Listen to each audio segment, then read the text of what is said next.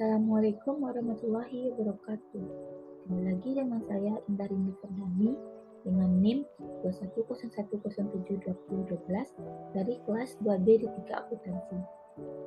Baik, pada video kali ini saya akan menjelaskan mengenai pengenalan perbankan syariah sebagai pemenuhan tugas akuntansi perbankan.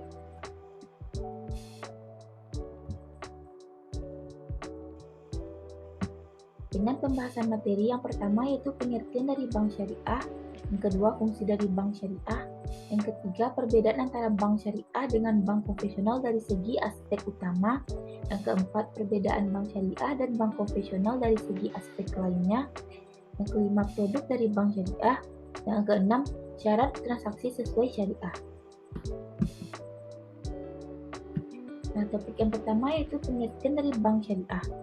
Menurut Undang-Undang Nomor 21 Tahun 2008, perbankan syariah adalah segala sesuatu yang menyangkut bank syariah dan unit usaha syariah, mencakup lembaga, kegiatan usaha, serta cara dan proses dalam pelaksanaan kegiatan usahanya.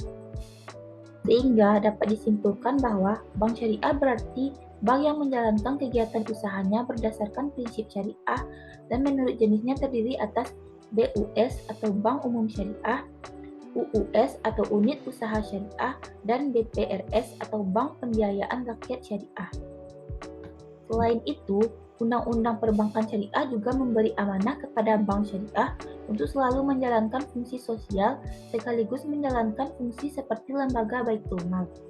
Lembaga Baitul Mal yaitu sebuah lembaga yang menerima dana berasal dari zakat, infak, sedekah, hibah, atau dana sosial lainnya yang menyalurkannya kepada pengelola wakaf atau nazir sesuai dengan kehendak pemberi wakaf atau wakif.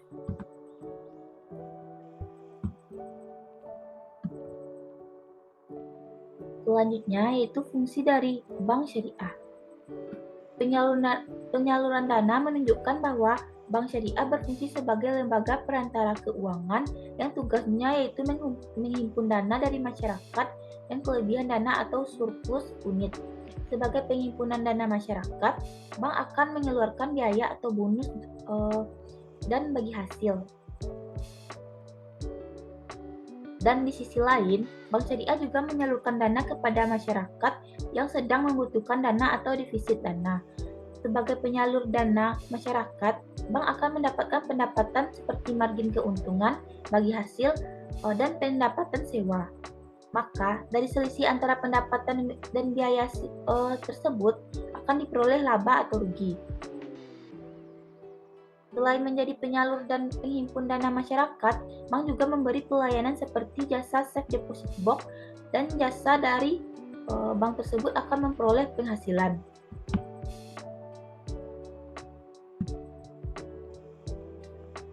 Selanjutnya yaitu perbedaan antara bank syariah dan bank konvensional dari segi aspek utama. Yang pertama yaitu dari aspek falsafah. Bank syariah tidak berdasarkan atas bunga, spekulasi, dan ketidakjelasan, sedangkan bank konvensional berdasarkan atas bunga. Dari aspek operasional, bank syariah dana masyarakat berupa titipan dan investasi, sedangkan bank konvensional dana masyarakat berupa simpanan yang harus dibayar bunganya pada saat jatuh tempo. Dari aspek penyaluran, bank syariah menyalurkan dananya pada sektor usaha yang halal, sedangkan bank konvensional aspek halal tidak menjadi pertimbangan utama. Dari aspek sosial, bank syariah dinyatakan secara eksplisit dan tegas, sedangkan bank konvensional tidak tersirat secara tegas. Yang terakhir yaitu berdasarkan aspek organisasi, bank syariah memiliki DPS, sedangkan bank konvensional tidak memiliki DPS. Yang keempat yaitu perbedaan bank syariah dan bank konvensional dari segi aspek lainnya. Yang pertama, dari segi akad dan aspek legalitas. Akad yang dilakukan dalam bank syariah memiliki konsekuensi duniawi dan ukhrawi karena akad yang dilakukan berdasarkan hukum-hukum Islam. Setiap akad dalam perbankan syariah baik dalam hal barang, pelaku transaksi, maupun ketentuan lainnya harus memenuhi ketentuan akad. Yang kedua yaitu lembaga penyelesaian sengketa. Dari lembaga penyelesaian sengketa, kedua belah pihak pada perbankan syariah tidak menyelesaikannya di pengadilan negeri, tetapi kedua belah pihak tersebut menyelesaikannya sesuai dengan tata cara dan hukum materi syariah. Lembaga yang mengatur hukum materi dan berdasarkan prinsip syariah di Indonesia itu dikenal dengan nama Badan Arbitrase Muamalah Indonesia atau yang dikenal juga dengan BAMUI, yang didirikan secara bersama-sama oleh Kejaksaan Agung Republik Indonesia dan Majelis Ulama Indonesia atau MUI. Selanjutnya yaitu dari segi struktur organisasi. Dari segi struktur organisasi bank syariah dapat memiliki struktur yang sama dengan bank konvensional, misalnya dalam hal komisaris dan direksi. Tetapi unsur yang dapat membedakan antara bank syariah dengan bank konvensional yaitu dari adanya keharusan sebuah DPS yang berfungsi sebagai mengawasi operasional bank dan produk-produknya agar sesuai dengan garis-garis syariah. Selanjutnya yaitu dari segi bisnis dan usaha yang dijalani. Dari segi bisnis dan usaha yang dijalani, bank syariah itu tidak terlepas dari kriteria syariah. Hal tersebut menyebabkan bank syariah tidak akan mungkin membiayai usaha yang menganut unsur-unsur yang diharamkan. Karena balik lagi seperti yang kita ketahui bahwa usaha yang dibiayai dan usaha yang dibayar oleh perbankan syariah itu harus sesuai dengan prinsip-prinsip syariah Islam. Dan yang terakhir yaitu dari segi lingkungan dan budaya kerja. Bank syariah selayaknya memiliki lingkungan kerja yang sesuai dengan syariah Islam dalam hal genetika, misalnya sifat amanah dan sidik yang harus melandasi setiap karyawan sehingga tercermin integritas eksekutif muslim yang baik. Selain itu, karyawan bank syariah haruslah profesional atau dikenal juga dengan istilah patanah dan tablik.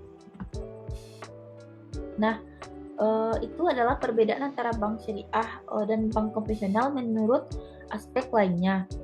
Selanjutnya kita akan mengetahui produk-produk dari bank syariah sendiri. Selanjutnya, yang kelima ada produk dari bank syariah.